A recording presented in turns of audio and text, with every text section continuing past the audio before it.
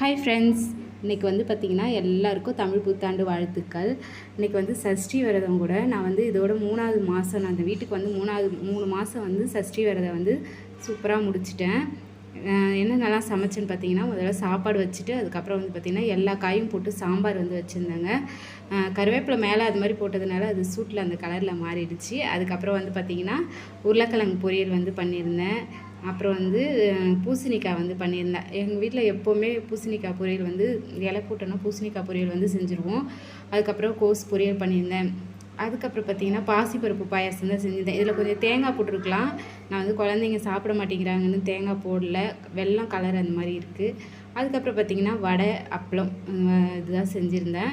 இன்றைக்கி ஃபுல்லாக பார்த்திங்கன்னா காலையிலேருந்து சாப்பிடாம ஈவினிங் மட்டும் விளக்கேற்றி சாமி கும்பிட்டு இலை போட்டுட்டு அதுக்கப்புறம் தாங்க சஷ்டி விரதத்தை முடிக்கிறேன்.